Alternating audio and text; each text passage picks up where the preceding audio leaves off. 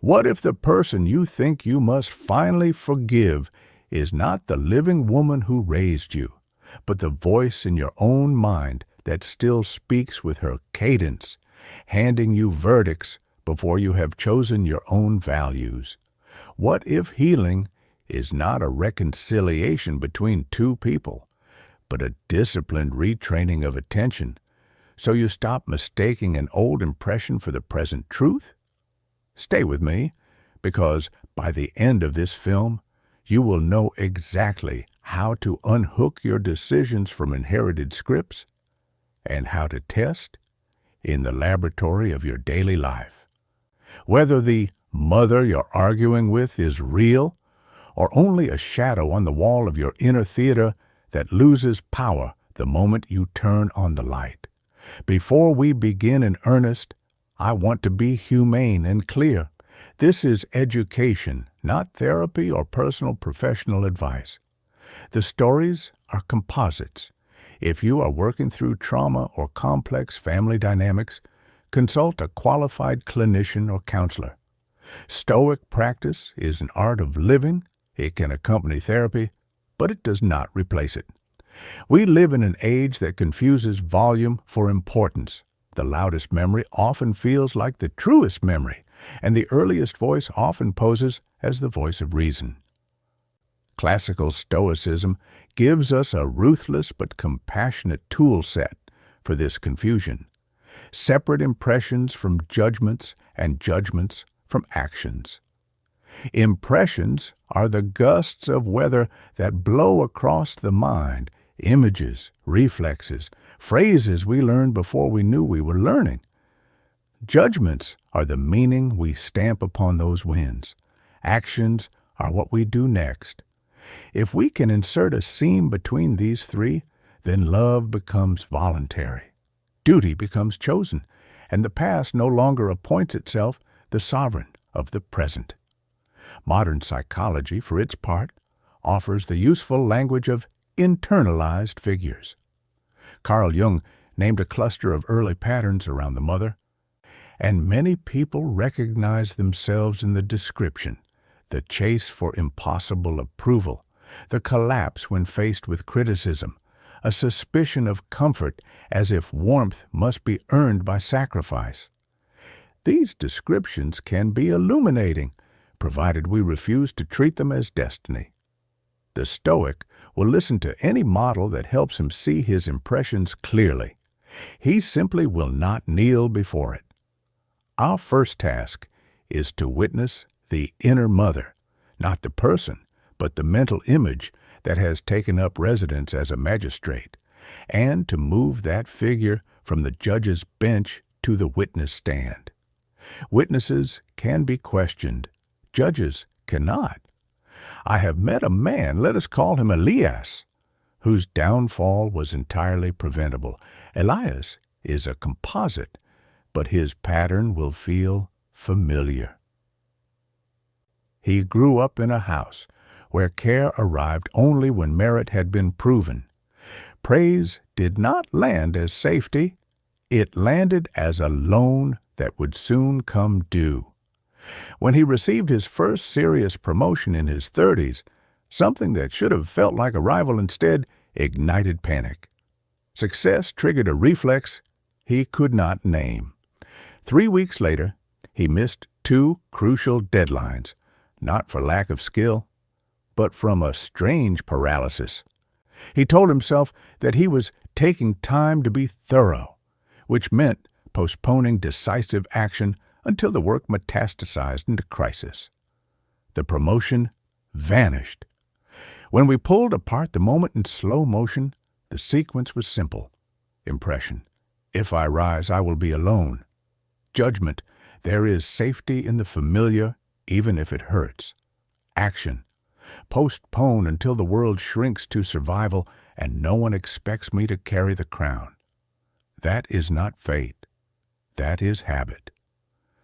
And habit is nothing more than practice performed unconsciously. What is practiced can be unpracticed.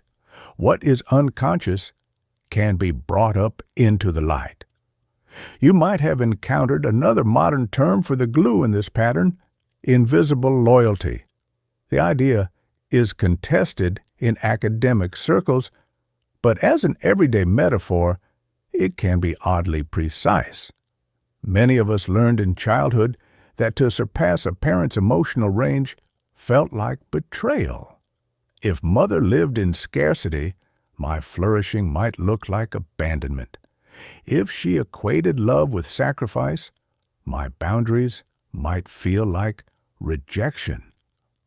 So we tie weights to our own ankles in the name of devotion and then call gravity a mystery. A Stoic does not dismiss devotion, but he refuses to mislabel self-sabotage as love. Heracles, a Stoic who described concentric circles of concern, taught us to draw others inward with rational affection.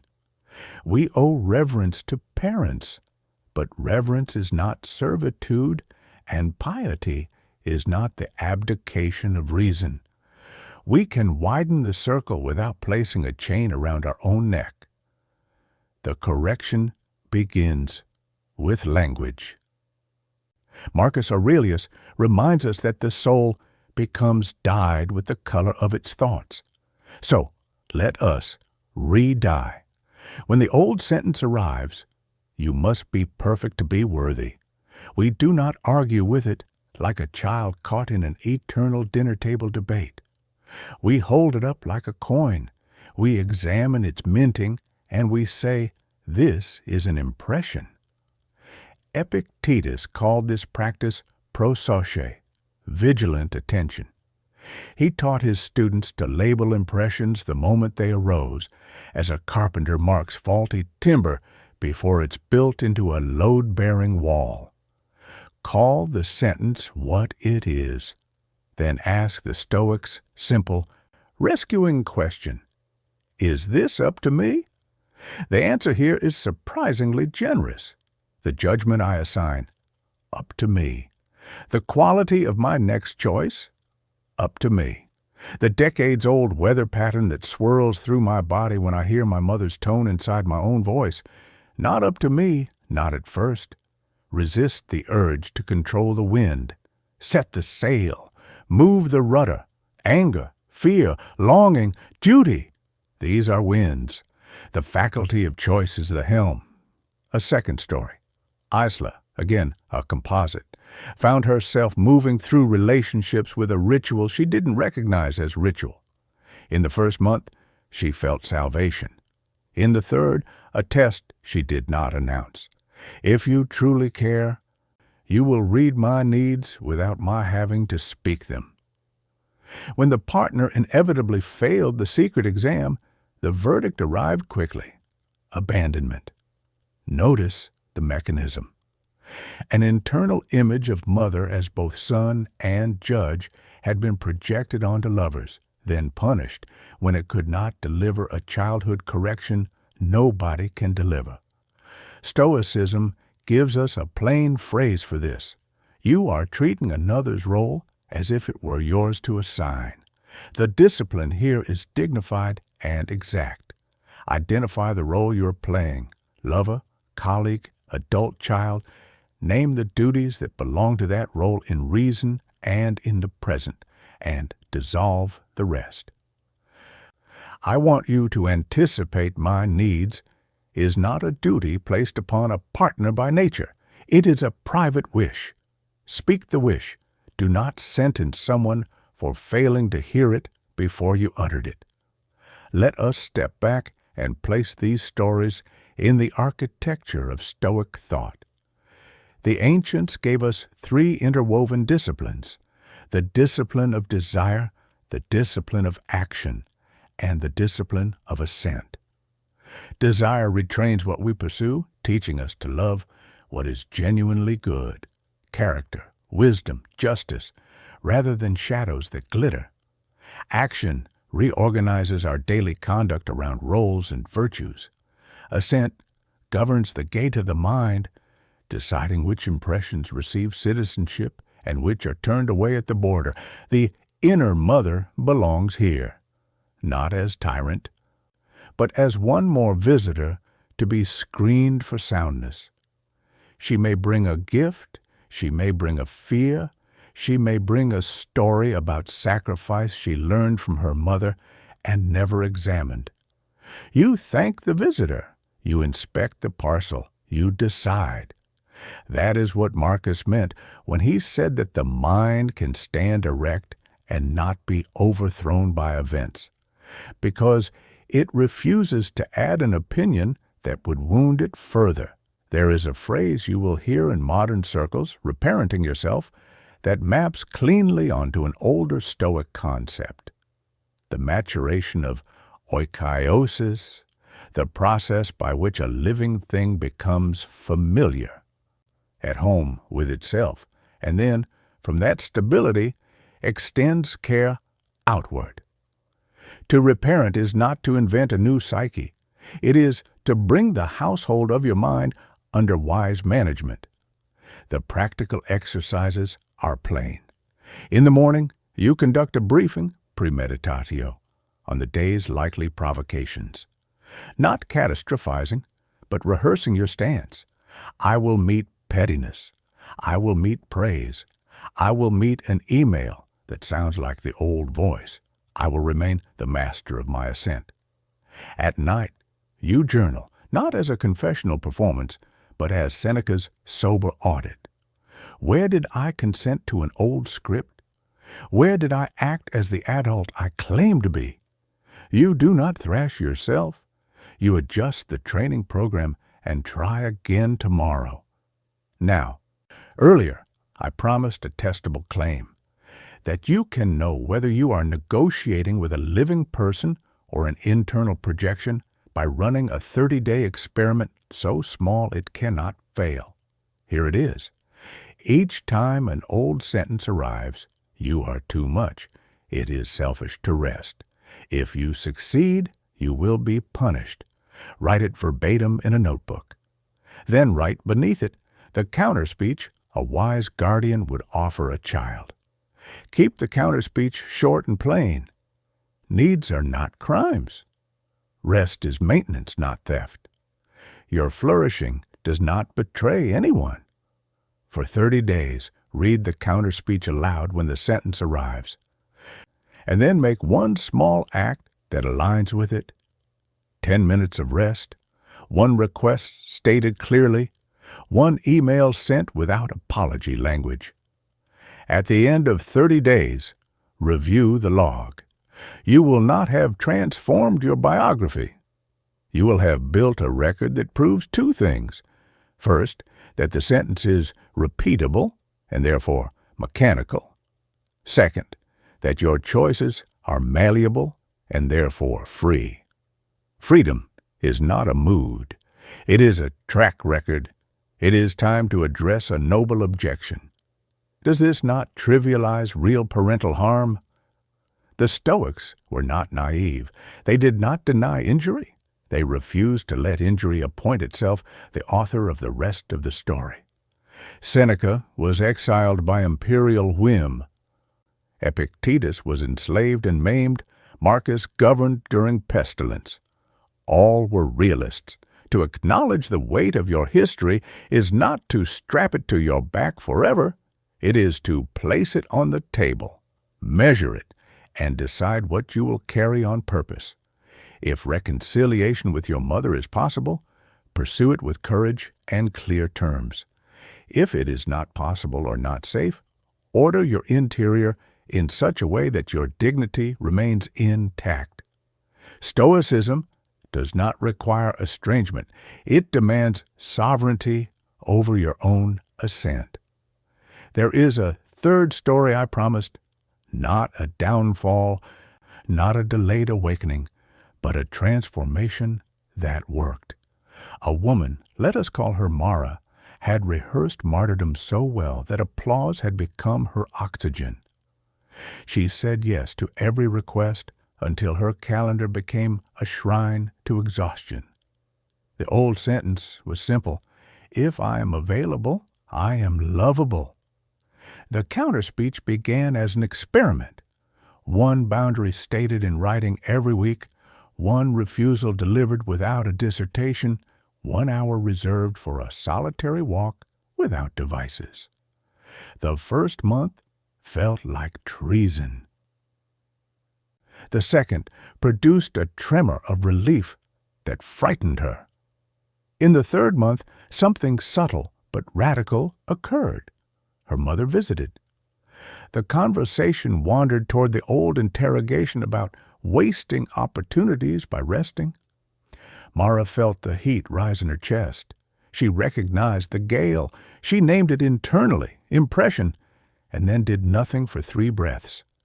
In that space, the adult voice arrived. I respect your way. I am choosing mine. No theater, no lecture, just a doorframe where there used to be a wall.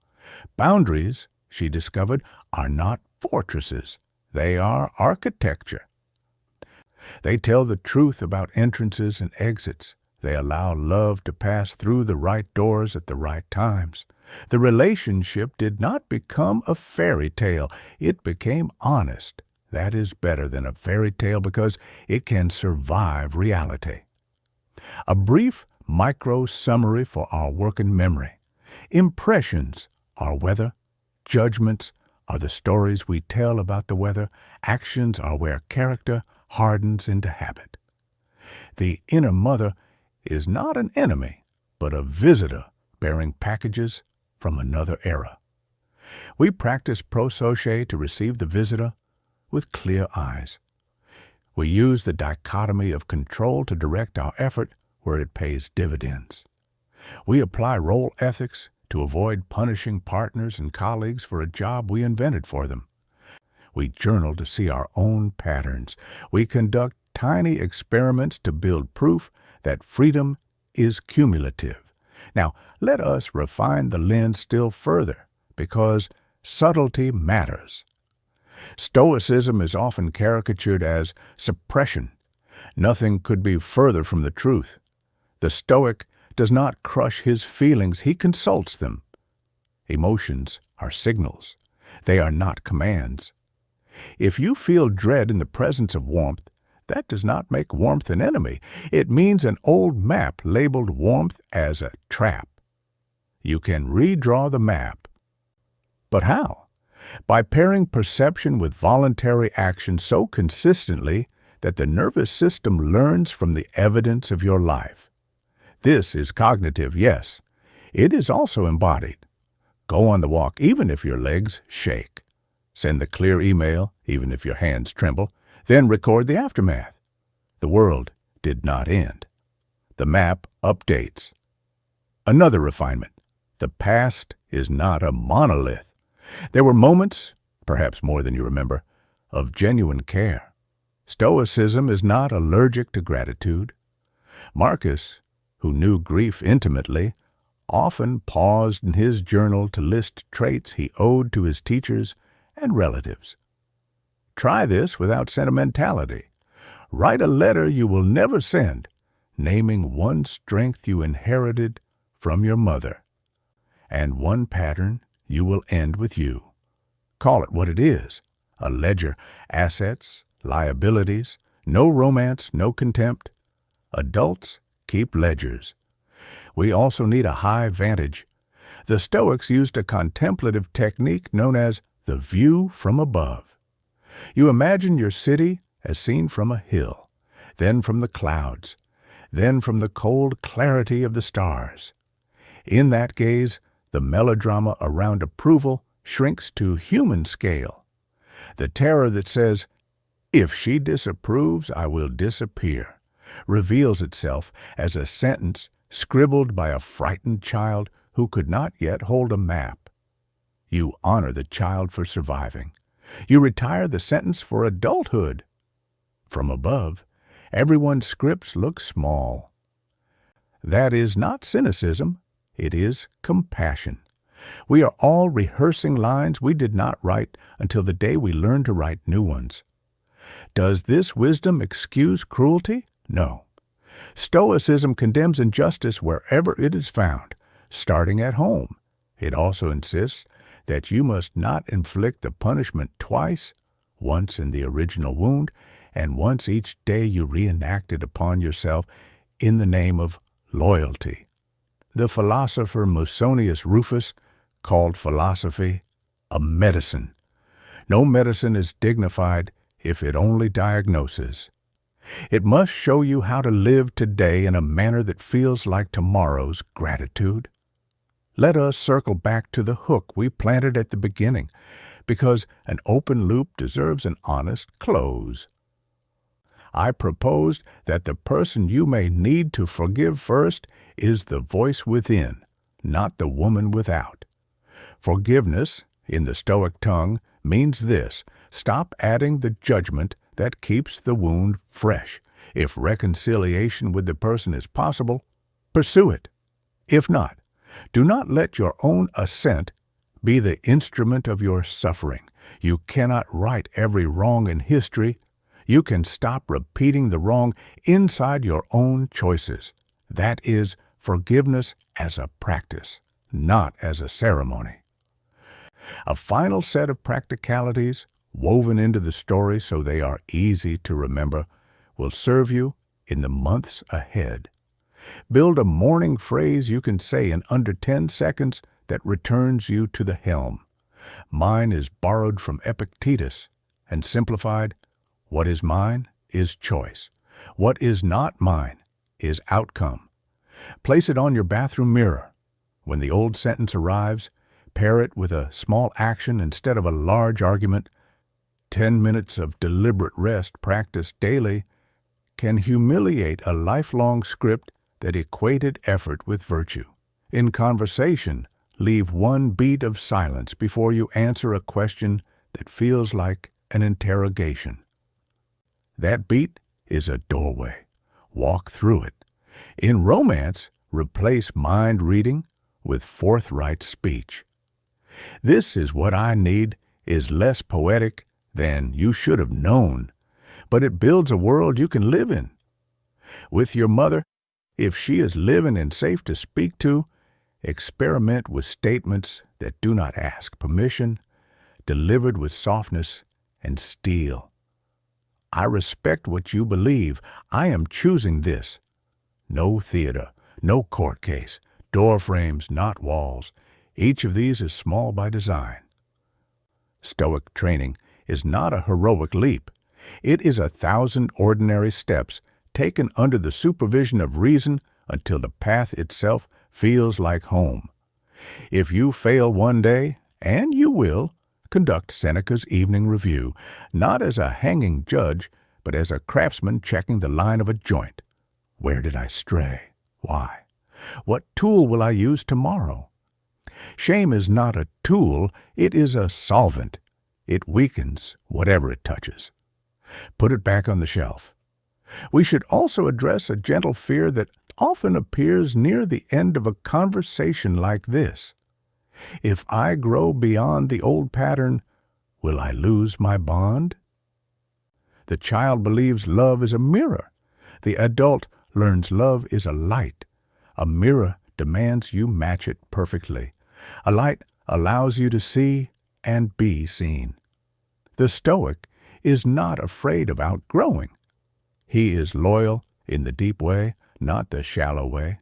He brings his best to the relationship available rather than shrinking himself to fit an earlier frame. That is not betrayal, that is fidelity to reason, which is the best part of us all. If you want a picture to carry away, take this one. Imagine your mind as a house. You are renovating while living inside it. Some rooms are sturdy. Some are tender. The inner mother is a portrait that has hung in the foyer so long you've mistaken it for a load-bearing column. You don't smash it. You take it down, dust it, put it in a place of respect where it belongs, and then you build a real column in its place, one made of your current convictions, tested by experience, anchored to the foundation of what you actually control. People will visit. Some will prefer the old decor. Let them. It is your house. You will be here for a while. Make it strong. Make it kind. The last minutes of a film are where promises are kept.